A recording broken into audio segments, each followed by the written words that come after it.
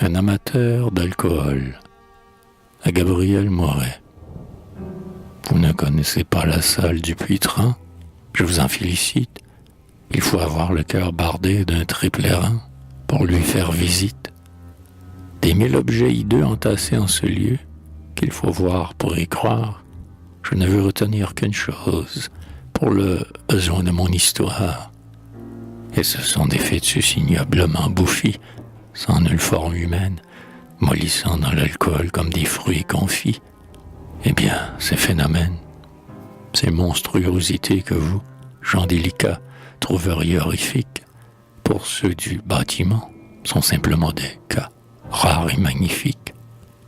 Or, un jour, le docteur que le gouvernement prépose à ce musée, comme il s'y promenait pour passer un moment, crut sa vue abusée. Constatant ces fœtus à sec dans leurs bocaux, indicible merveille, acquise à quel prix d'efforts chirurgicaux. Tu dors ou si tu veilles? Se dit-il, tant d'alcool que l'on m'a dérobé, car je ne puis pas croire que jamais mes fœtus aient le tout absorbé, quelqu'un doit me le boire. En effet, quelque temps après, le gardien de salle, un vrai colosse, raconta qu'il buvait son verre quotidien de cet alcool atroce. Et le plus curieux, c'est que cet animal, loin de tomber en cendres, bien mieux, n'avait pas l'air de s'en porter plus mal. C'était de quoi surprendre.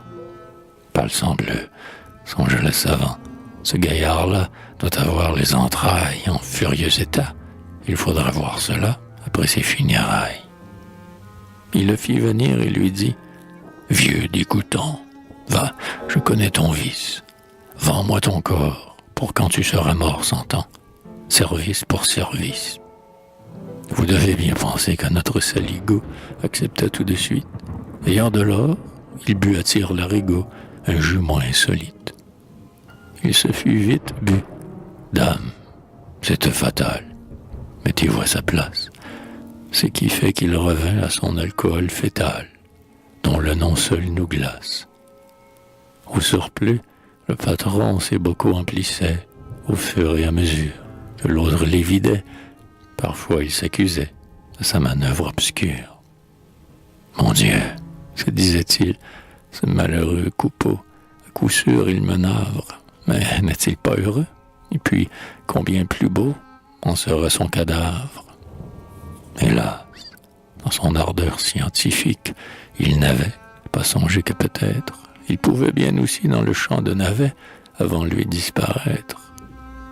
C'est justement ce qu'il advint. Quant au gardien, il bénit sa mémoire et vécut fort longtemps avec son air de rien et sans cesser de boire. C'est la vie.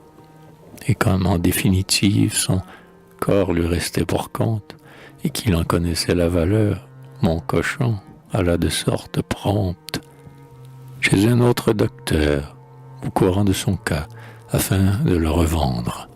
Il en tira, dit-on, toujours 300 ducats. C'est toujours bon à prendre.